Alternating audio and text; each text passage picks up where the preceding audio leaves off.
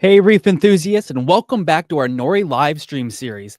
I'm Gavin Jones, NORE's Treasurer Secretary, and joining me today is NORE board member Dominic Diaz. For those of you who are new here, NORE is a registered 501c3 nonprofit organization based in Northeast Ohio. Our mission is to educate and support local reef enthusiasts on their reefing journey. Whether you're a seasoned aquarist or just starting out, we're here to help you build and maintain thriving aquariums while connecting with community that shares your passion. But before we dive in, I'd like to give a huge shout out to our 2025 NORE Club sponsors: Reef Culture, 330 Corals, Dirty Dogs Coral, and Tidewalker Aquariums. Also, a huge thank you to our donors: Bulk Reef Supply, saltwateraquarium.com, Worldwide Corals, Scott Rolko, Jeff Dixon, and all of our NORE members. Without their support, reef clubs and the events we put on wouldn't be possible. And don't be afraid to say hello in the chat. Feel free to share your thoughts, questions, and share your reef confessions as we go. And as always, don't forget to like, subscribe, and hit the bell icon to receive updates on all of our NORE videos. And follow us on Facebook to keep up to date with all of our upcoming NORE events. Dominic, welcome to the live stream. This is going to be a good one. We got quite a few confessions to go through. So what do you think we should start off with? I got a list here. I'll let you pick our first one and we'll go. I don't know. Let's start with like beginner confessions, things that people did, I guess, when they first started out in the hobby. So, I got a good one here. So beginner. So Jeff Dixon, one of our board members, and one of the founders of NORE, he gave us one of his confessions, and he said, "My first saltwater tank consisted of buying a glass box, adding water, instant ocean, sand, and 2 clownfish, all within about 3 hours of each other." He said I had no clue you weren't supposed to do that. However, the 2 fish are somehow still with me today, 9 years later. So that's a beginner one for you. I mean, that just clownfish are hardy. Hey, look at that. But I mean, we've all wanted to do it when we were first getting into the hobby, I guess is what we could say. Like, if we didn't have the right intervention or the right person to stop us, from making that same, mistake almost, I guess you could say, we could all do the same thing without knowing. I mean, I remember, my first saltwater tank wasn't supposed to be a saltwater tank. It was a small 6-gallon tank, and I almost did the exact same thing, but the local store from where I'm from was like, "No, don't do that. We're going to send you out of here with rock, sand, and water. We'll see you in 2 weeks, and then we'll think about fish then." So it's like, yeah, I've almost done it. I tried to. See, that's what's great. You said your local store. That's great about having tons, of stores with a wealth of knowledge around us. So a newbie can go to those stores and get the right information. I know when I started my first saltwater tank, I did let it run fishless for a week or two. Excuse me, but really didn't cycle it. I only started cycling when I added 2 clownfish. So I did a fish in cycle, which, depending who you talk to, isn't the right way. But it is one way. Would I do it differently now? That's for sure I would. Yeah. So that's a funny one. And so I guess Tanner had a kind of beginner confession here. Tanner, another one of our board members and one of the founders of NORE, he said, "I added salt water to my tank as top off because my hydrometer said my salinity was low. Didn't understand why fish and coral were dying. Later, I realized my hydrometer was stuck at the same level, even with tap water." Yep. So I know, as a beginner, my local pet store does saltwater. So it's very entry level. You can't get a lot of stuff, and the only thing they have to test the salinity of your water is a hydrometer, which it works. but it's not the best thing to use. Yeah. I mean, and that kind of, that could like snowball into one that I had is, go too long without calibrating your refractometer I know is I need to something calibrate mine. a lot of people do. And a lot of people don't know this, but heavy regular use, you should calibrate it every 1 to 4 weeks. I use mine dozens of times every single day. So it's calibrated at least once a week. Calibration solution is cheap. It's, $10 to $15 on Amazon, at your local fish store, wherever you go. Just calibrate your refractometer. Don't leave it in a humid environment if you can't help it. Now, Store what about calibrating with RO water? I mean, it's better just to have calibration solution. If you need to, go to your local fish store. They calibrate theirs. Have them calibrate yours with the same thing. If you need to pay $1 or $2 for them to do it, do it. I would. Right. I would say you want to know that your hydrometer, or sorry, your refractometer is testing what it should. Sure, you can calibrate to 0, but to set it at that right, 35 ppt or 1.026, whatever your calibration solution is. My opinion and what I do is that's the best way to calibrate it for sure. So, and they'll fluctuate slowly over time, so you might not even notice the creep, but it might just it doesn't hurt to do. It takes 30 seconds to do, and it's rather inexpensive to buy the solution.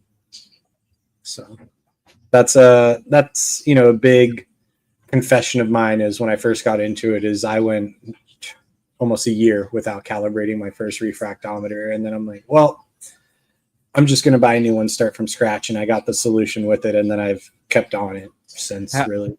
How much did your salinity change? How off were you? I was pretty high. I think it was like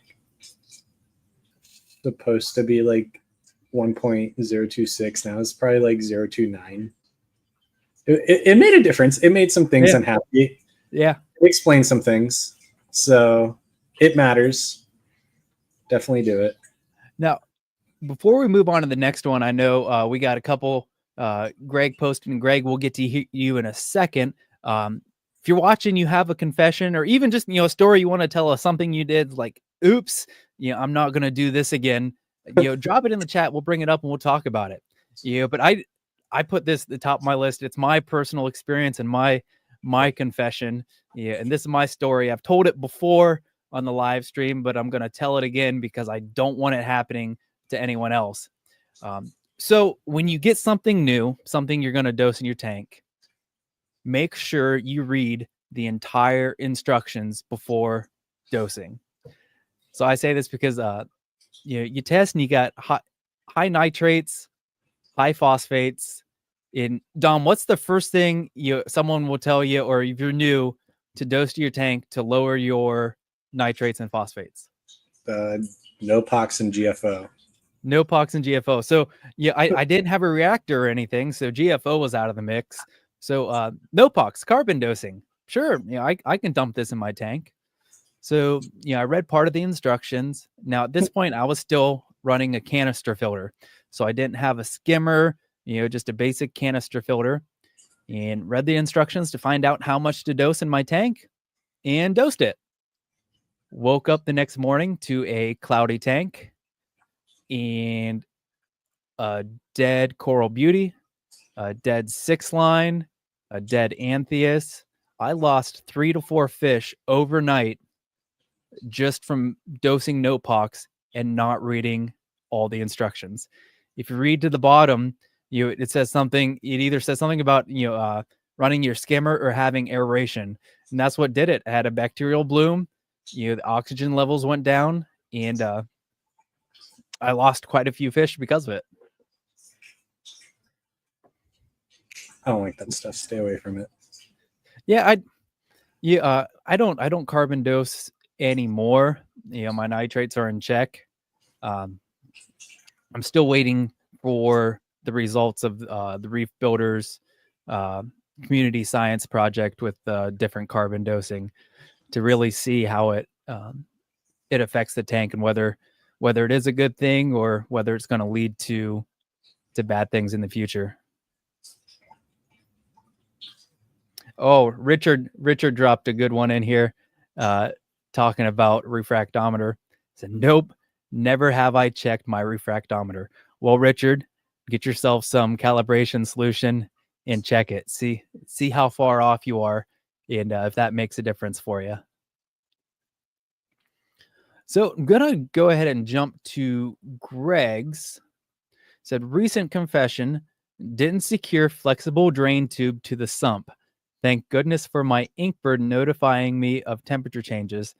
This has happened 3 times. Secure your lines. So I'm assuming you drained water all over the floor, and the temperature probes were reading the ambient air.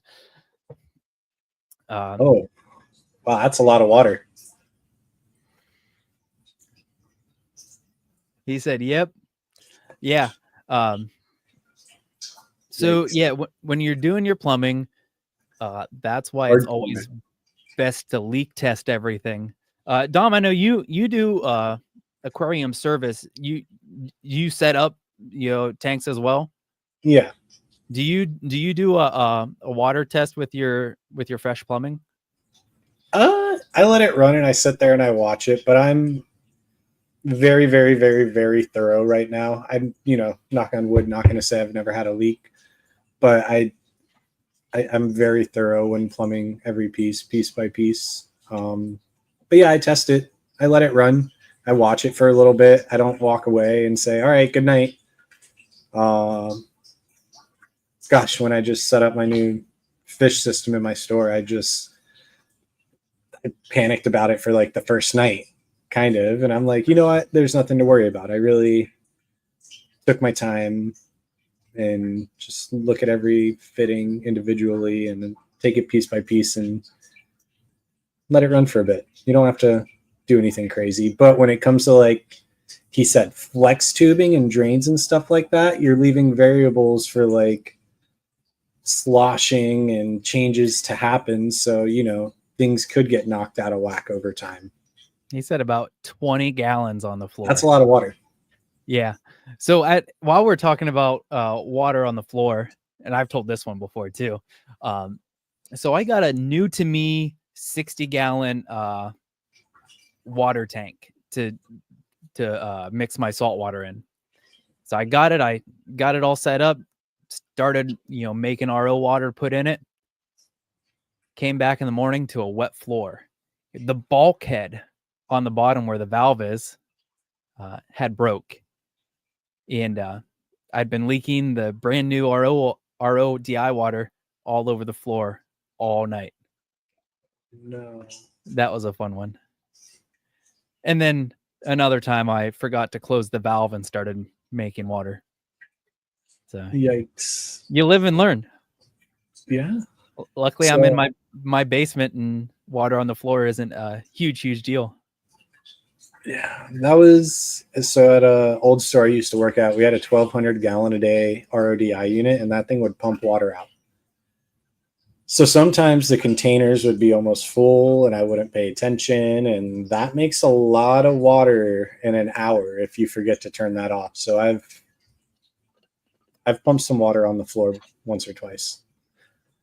Oh, I just, while we're talking RODI and water changes, one of my confessions is not changing my RO membrane soon enough. How often, your RODI units, how often do you change your RO membrane? Me personally, I make a lot of water, so I'm about every 3 months max. Normal people, I don't know what to say normal, because some people have a 300 gallon tank and they're making 60 gallons a month that they're burning through like nothing. And some people have an 80 gallon tank and they only go through 20 gallons a month. But the average reefer should probably change it about every 6 to 9 months. So when I joined NORE, my first meeting was the membership kickoff in 2023. And the reason I went to the meeting, because I wanted to win that RODI unit in the raffle. And sure enough, I did. I set it up, so probably February, March of 2023, set it up. And just a couple weeks ago, changed my RO membrane. And it was amazing. I went from like 22, 23 TDS, out of the RO membrane down to like 7. Yep. And I went from, I could make a 35-gallon trash can of water in 4 or 5 hours to taking that 75, taking 10 hours, with that 75 gallon per day membrane, taking a good 10, 12 hours just because of how the membrane was performing. So it does make a difference. So that's my RO membrane confession. You change them out. If you haven't changed your membranes in a while, go get yourself a new membrane and change it out. Yeah, I mean, I just changed mine today. I actually just got an air water ice order, so I got swapped out. I think I'm running 150 gallon per day now, so it's pumping. Yeah. It was just amazing. My next thing I need to do with my RO unit is to do a not a CO2 scrubber, but to oxygenate the water before it goes through the DI. Because I'm burning through my, the anion. That's the blue one. Yeah, I burn through that, 60 gallons to fill my big storage tank, and it pretty much burns through the whole cartridge of the anion DI. Now, how long would a mix bed last you if you were to just run 2 mix beds? Like a good high quality mix bed. I don't know. I have it when I've ran out of anion, and while it's been ordered and I've had extra of the mix bed, I have ran 2.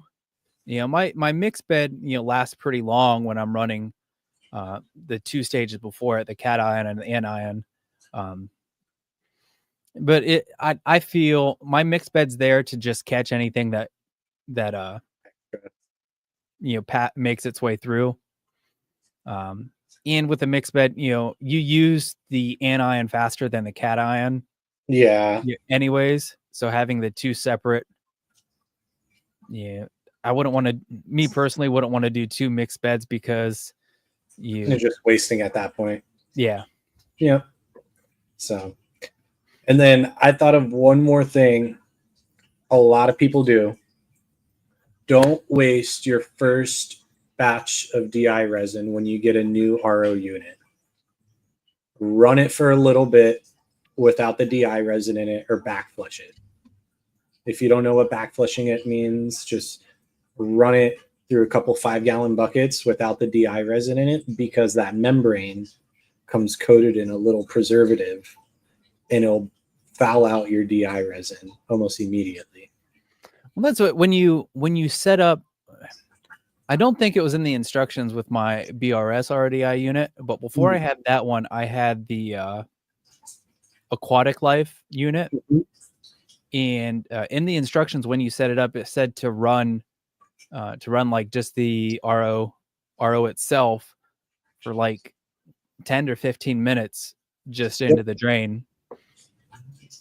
Yeah, and if you run it like that without the DI resin in, with the canister screwed in there, you'll see the cloudy water filter through, and then it'll clear up kind of for 15, 20 minutes or so.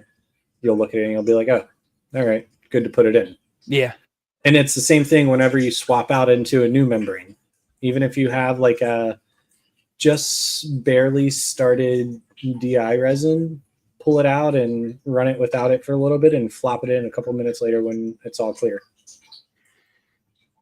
Yeah, that's for sure. If you, I know Mark Levinson, Me Lives Reef, has some good videos. He's done live streams on RO RODI units. So if you want to learn more about RODI units, go check out Miliv's Reef. Excuse me, he has quite a lot of videos, and I know that's one of the talks he gives when he goes around live to people. So a lot of knowledge there with Mark. So, and speaking about kind of continuing with the RODI, Justin Summers, the current president of NORE, gave us this confession. Said, when I lived in North Carolina, I paid $40 a month for a full water change service. Every other week, they would change my tank's water and leave me with 10 gallons of RODI so I could top it off. They brought the fresh water in the back of their van, sucked out old water as they put new water in, and did a 40% change. I never tested or had time to test a single thing in the tank.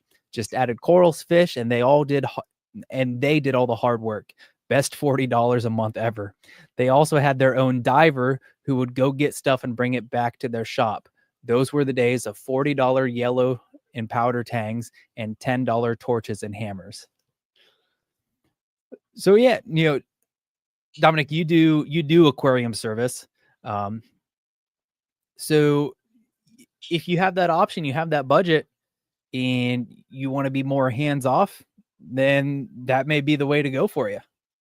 Yeah, absolutely, especially at that price. But I have a lot of people who are that way. They don't even want to feed their fish. It's not that they don't want to, but they're busy and they just want to see a beautiful piece of art in their home almost. That's how they look at it. And I have to be very picky and choosy almost of what goes into their tanks. It's like I have to get things that are hardy, that would be beautiful, but won't ever grow a bunch of algae in any unsightly places because they don't understand it. But I also have a bunch of people who are diehard reefers, but it's just too much for them to carry 15 gallons of water from their basement upstairs all the way to the second floor. Some people, 2 flights of stairs. So that's what I do. When I do it, I go out, I bring a sample of water back, test your water, and it's worth it to some people. At least, if you're new to it, it might not hurt to have someone come out and just do that kind of stuff for your first 6 months. Kind of show you the ropes and get you used to your tank. And once you kind of get the hang of what you're doing, you kind of just say, all right, I don't need you anymore. So. Well, that kind of goes back to our vacation mode live stream where we talked about prepping your tank for vacation. Here in Northeast Ohio, there's no shortage of fish stores you can go to that will service your tank, and it may be a benefit to just start with something, and then have them in a position where they're kind of like on call if something were to happen to your tank. You get that emergency alert on your Apex or something, that they can go and check it out. And then you already have that relationship with the store where they know they know a little bit about your tank and they're willing to go do it. Yeah, I mean, and I get those calls all the time or texts. It's, hey, my Apex is down. I don't have any connectivity. Can you run over there and reset it and see what you could do? And most of the time it's something happened with their router. I reset the power to the head unit, plug it back in, and we're connected right away. Take a picture of the tank, send it to them, let them know everything looks good, go into their freezer, find some frozen food, feed them, and then I'm out. So it's, a lot of times people are on vacation and they panic, and yeah, it doesn't hurt to have someone, and it doesn't even need to be a fish store. Find a good local reefer. There are a lot of people you can meet at all the events and stuff like that. If you really hit it off with someone and you trust them enough to invite them over and show them your tank, that's a good resource as well. Because there are a lot of very smart people around us in this hobby. Just make sure if you're on vacation and you have smart locks, make sure that the batteries are good in your smart locks. Put a fresh set of batteries in there so your tank sitter can actually get into your house to take care of the tank. Yeah, that was one that came up last week. Just make sure the batteries are good so your tank sitter can actually get in the house. Gonna move on to the next thing on my list. Failing to QT, quarantine your fish. I know we've had several stories shared in the NORE Facebook group about adding new fish and then all of a sudden everything's sick, and then now there's too many fish to pull out and put in quarantine, so now you got a fish only system that you're running copper. So Dom, in your opinion, how important is it to quarantine fish you put into your system? So you either set up your tank two ways. You either run it to manage and deal with, ick and other parasites and keep them at bay, or you fully quarantine and you have peace of mind. It's a huge hassle. That's why it's a lot easier if you plan out your fish and you kind of know when you're going to buy them, what order you're going to buy them.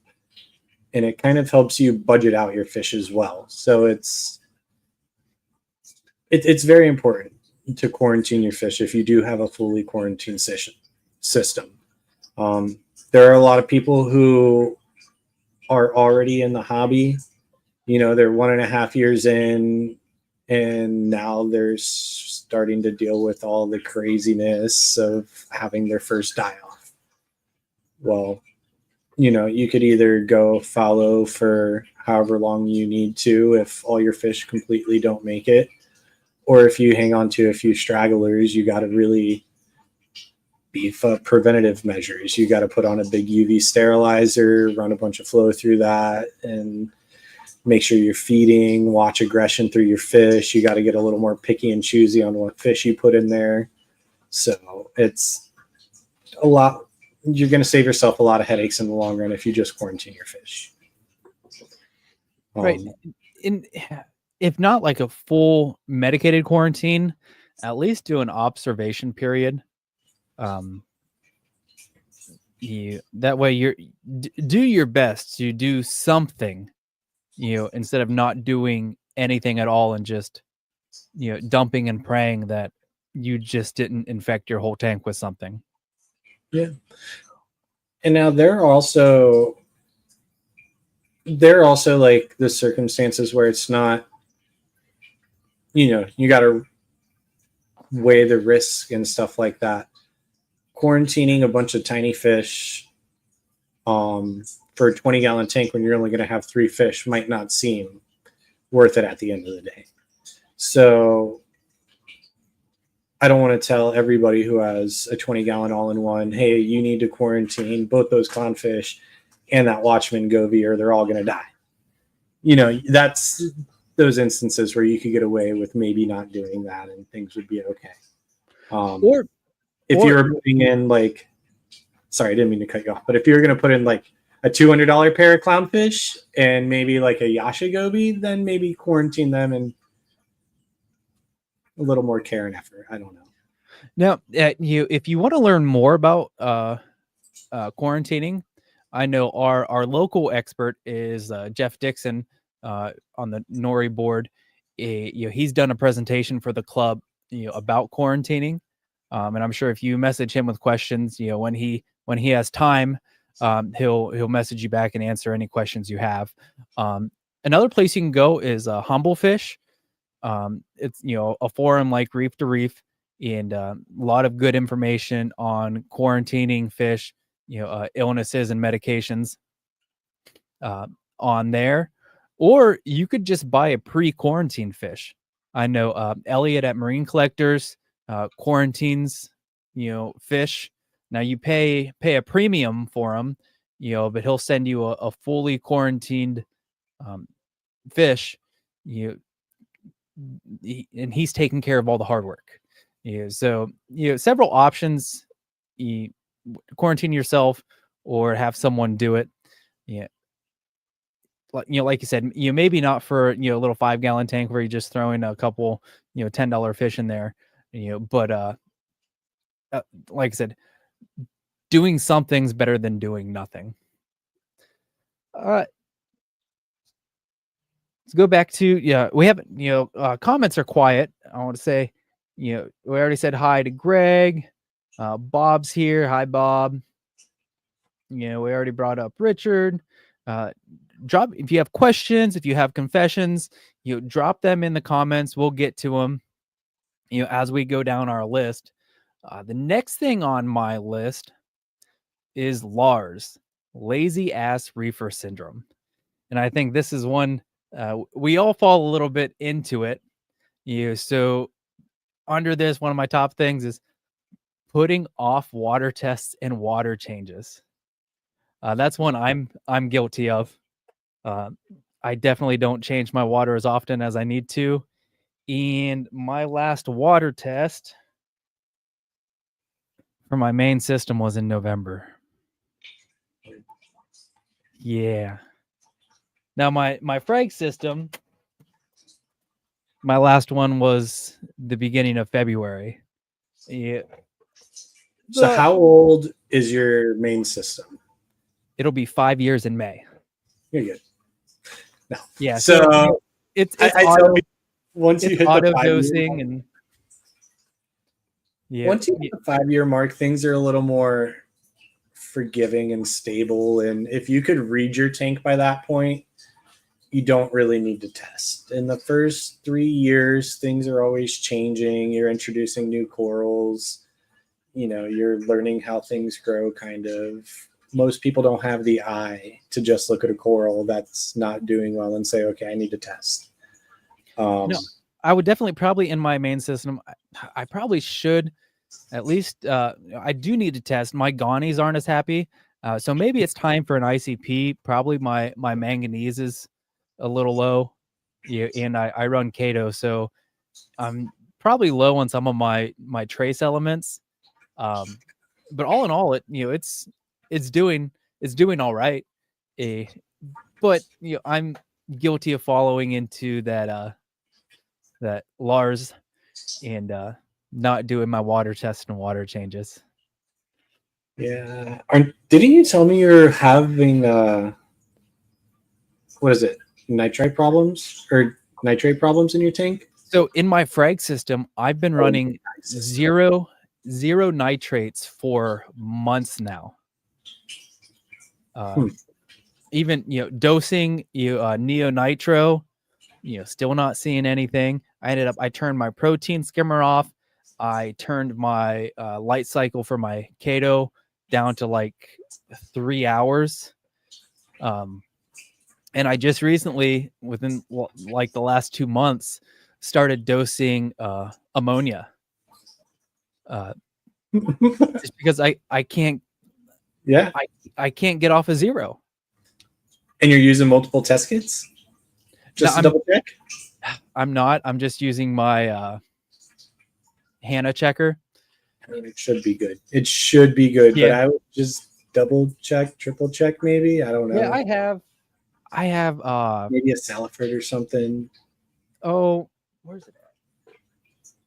I can't remember which one it is. It's got the orange colors, and you look down, and it's a long NIOS, maybe. Yep. A NIOS test kit. The thing with that, and this is why Lars comes into play, that NIOS test kit takes like 10 or 15 minutes to do.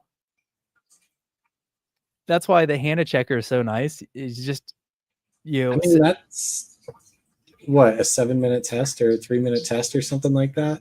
Yeah, but the work you put into it takes 2 minutes just shaking a vial. All right, here's a reef confession. I always let the HANA tester time out when I walk away, and I never get to see the number. I'll do that. So my phosphate tester. It happens a lot. It happens a lot, and I'll get going into something else. So what I do is I'll take an empty vial and run it through again, run that as the blank, and then just run it again. Yep. Yeah, but yeah, that's one I'm guilty of too. Been there. So under the Lars, I have another one: using or reusing old rock. And I know this is one you brought up, so tell us a little bit about that one. So this was actually from a customer / friend of mine who I was helping set up a tank back in Florida. And he got a great deal on all this Tonga and he wanted to use it. And it looked great. It was awesome.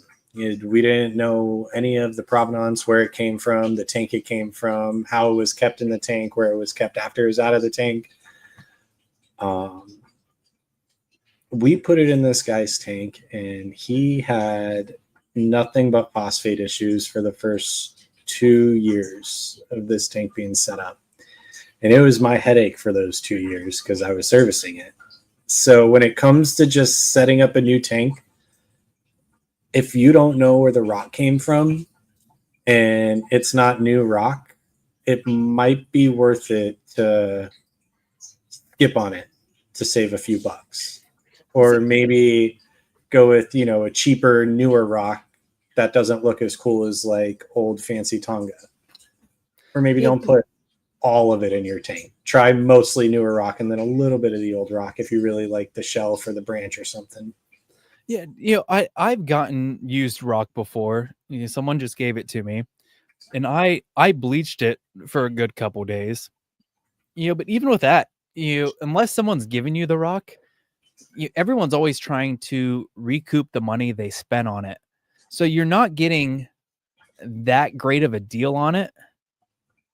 When you can buy brand new Marco rock, and sure, you may have the hassle of going through the ugly phase and getting everything settled with the new rock.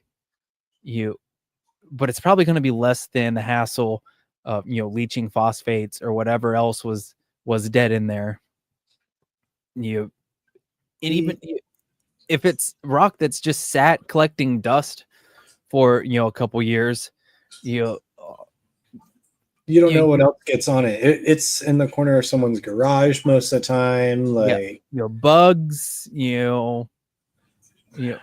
you get birds in your garage, it's in a barn or something. You get bird all the things, like the crazy things you don't think about, like a can of WD-40 that leaked out into it over the years or something. I see where I pick up this rock, or where I used to pick up this used rock all the time to use, and most of the time it was in someone's garage in a place where, hey, I wouldn't put my fish tank stuff there now.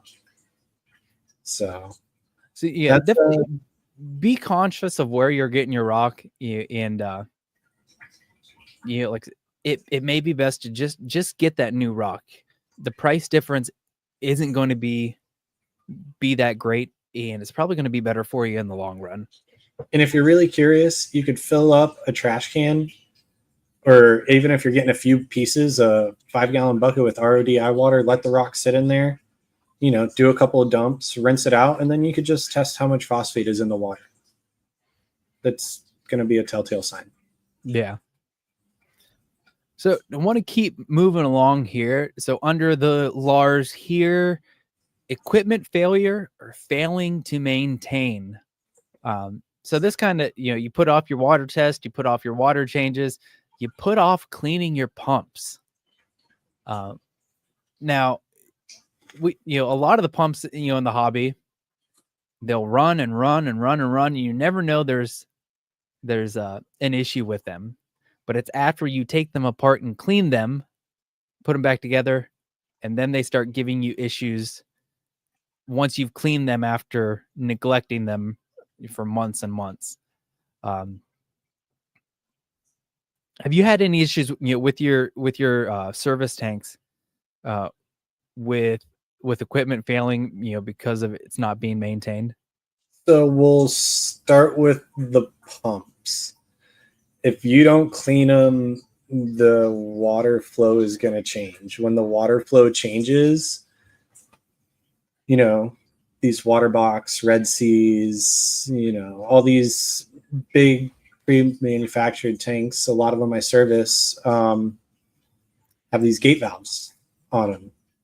And when the turnover rate starts changing, those gate valves start getting loud and noisy, and people start complaining about their tanks. So, it's some people have a bunch of different itty bitty snails reproducing in their tanks. So it'll be good when I leave. A week later, their pump will get jammed up and, start to slow down a little bit. And, it makes gurgling sounds in their overflow because of it. So I just try to clean the pumps every 2 months, every 3 months. If you don't clean them, at least just take them out and look at them. You don't have to take them apart and soak them in anything fancy. Take a quick toothbrush to them. A lot of them are pretty quick and easy to deal with.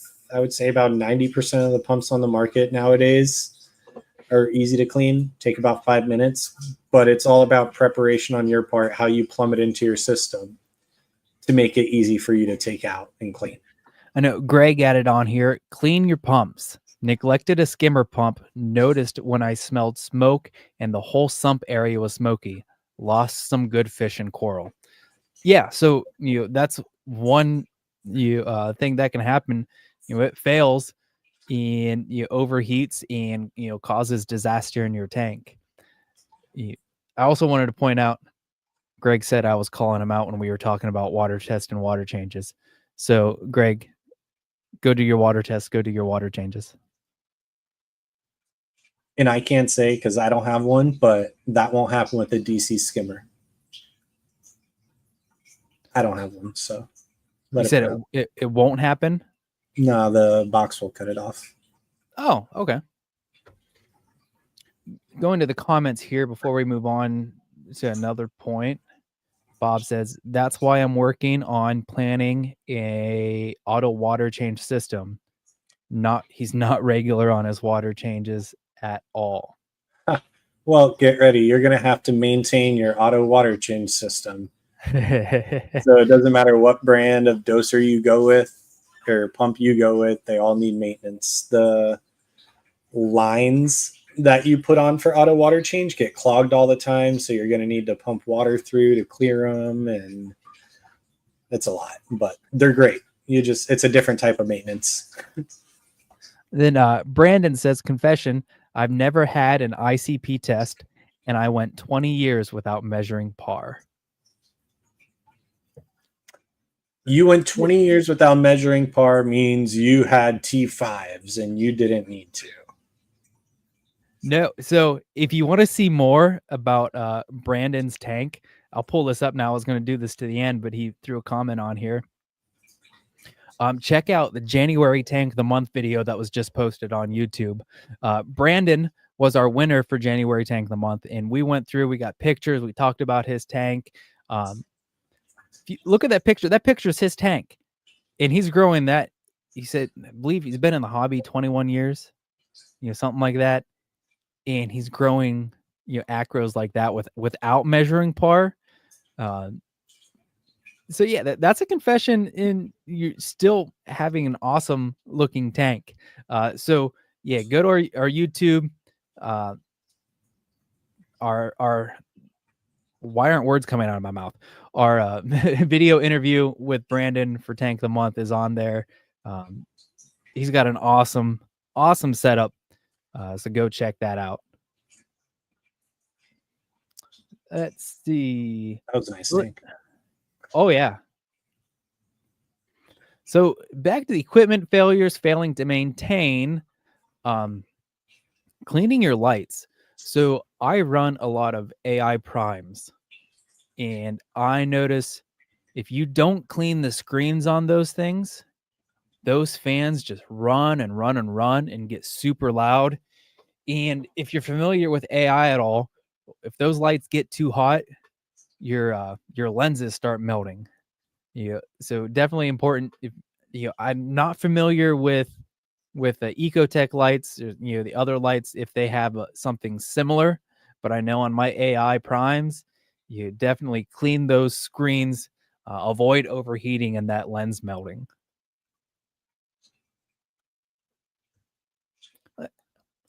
Let's see. So we got an anonymous submission here. Now, not everyone, has a tank big enough to do this, or know someone with a tank big enough to do this. But there's plenty huge tanks out there where, in order to maintain it, you got to dive in the tank.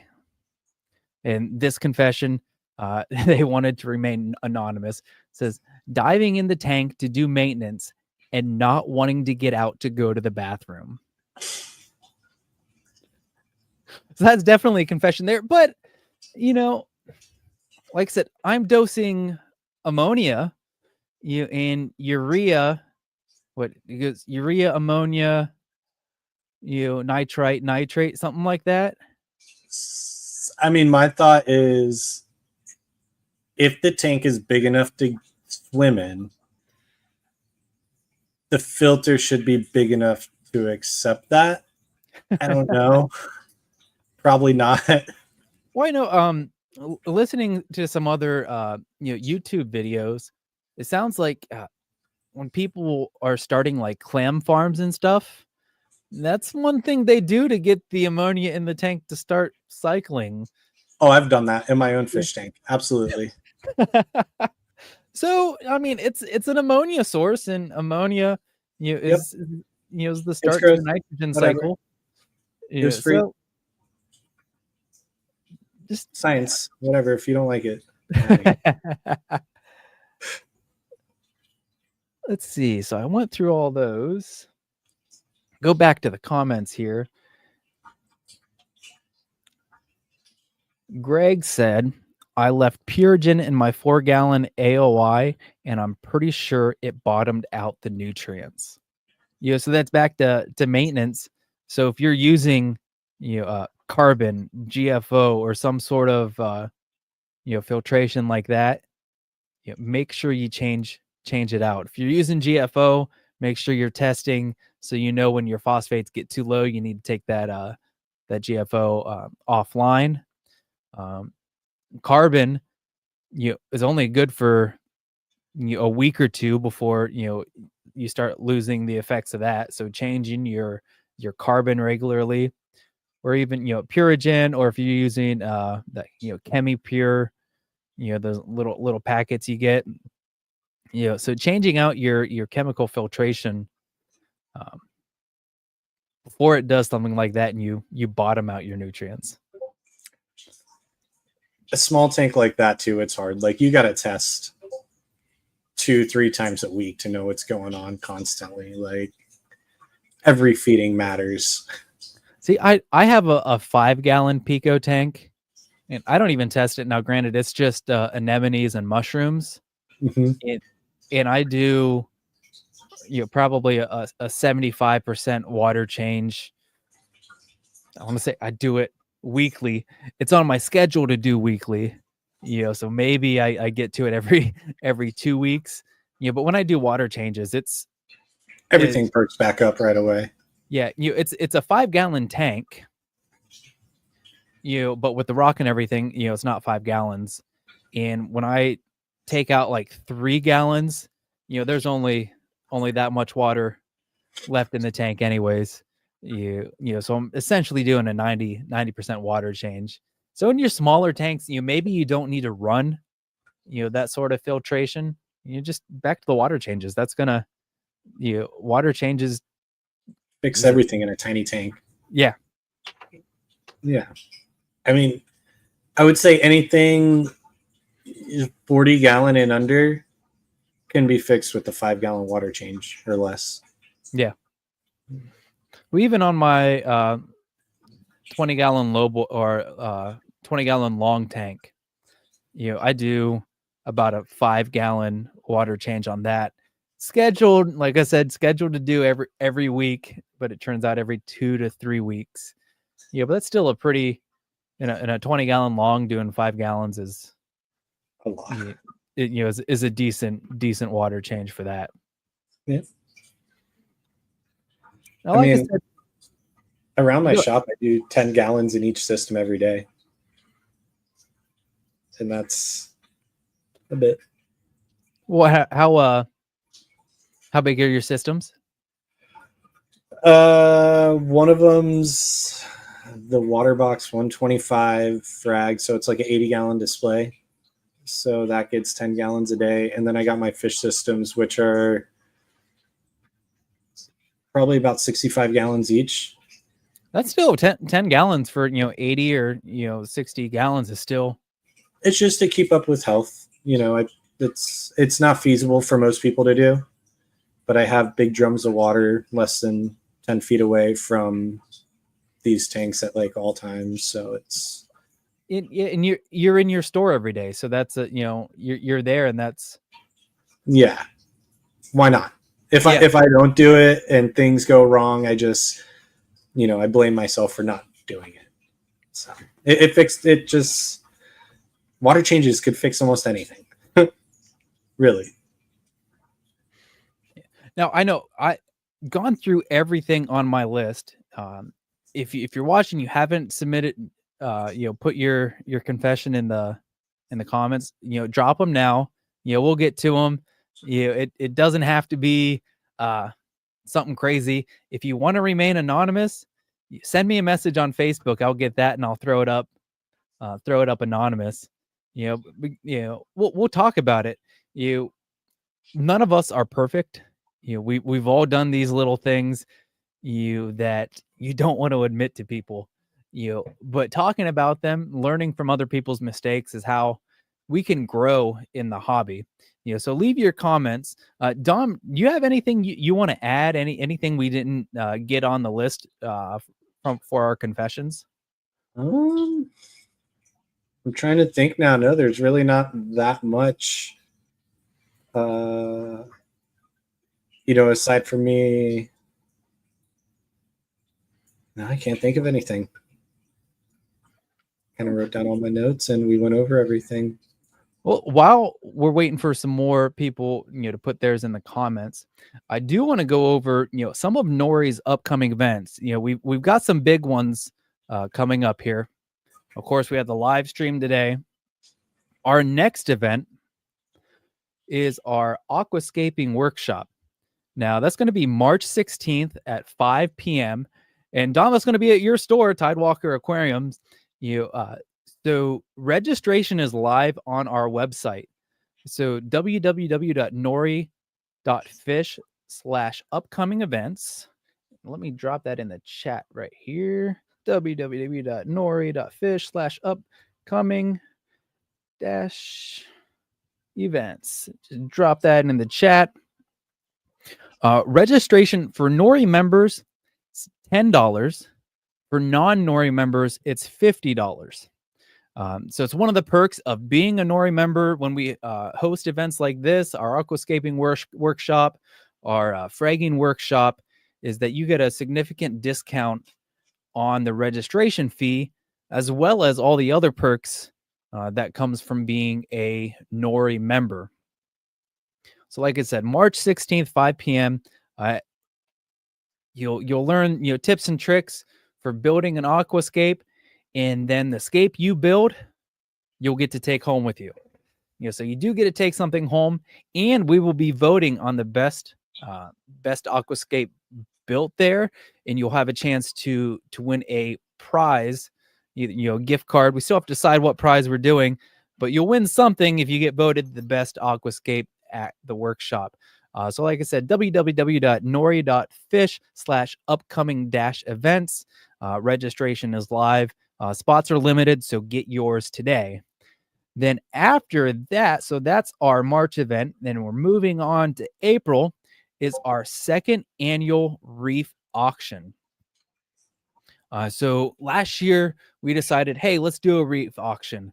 We put it on, and it was a great turnout. We had almost 100 items that we auctioned off. Good time. So that is going to be Sunday, April 6th. We're still working on confirming a location. And once we get that location, we'll have a time and more information. As we get closer, I'll do another live stream, and kind of like what we did last year, explaining this is what it takes to register. This is what you can you can sell. This is how things need to be labeled. So just keep your eye on our Facebook event, either in the Facebook group or our NORE Facebook page. And as we get closer, we'll be posting more information on that. But that's one you don't want to miss. Is a good chance to get rid of some excess frags you have, or pick up new stuff that you're probably going to get at a better price than if you were to get it at a store or at a frag swap. I know we had some higher end anemones go last year that normally you would pay $150, $200, and I think they went for like 80 or 90. So you can get some deals on some pretty good stuff, and you can also get rid of some of your stuff and make some money doing it. So keep your eye out on our second annual reef auction coming up in April.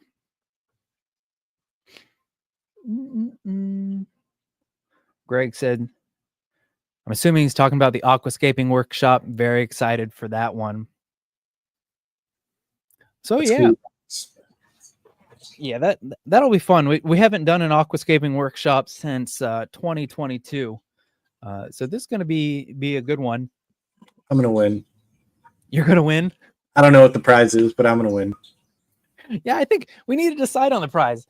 Yeah, but we'll announce that here as we get closer. Just make sure you go and register, because once that fills up, we can't add any more. Dom only has so much room in his store that we can fit people in. 860 square feet of might. So I think with that, don't see anything more in the comments. We've covered all our points. I just want to thank everything for joining, participating tonight, sharing your confessions and listening to ours. Just make sure you go like, subscribe, and hit the bell. So when we post our Tank of the Month Spotlight series, when we're doing a live stream, or when we post any other videos, you'll be notified and be the first to see those. And one more from Brandon here said, appreciate it, guys. He said he did start measuring last year, just went blind before that. So like I said, if you haven't seen Brandon's tank, check out our YouTube video. I didn't put a float valve on my RO water bareback.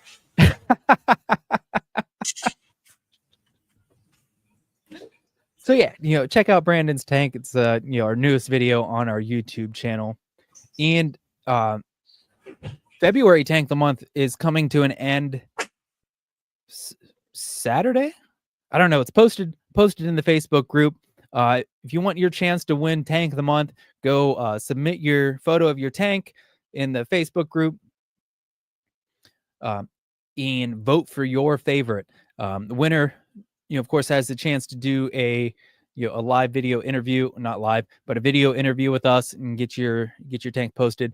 And you win a prize valued up to $100. So you can get something out of it, be crowned February Tank of the Month. Greg's got one for you, Dom. Leak sensors.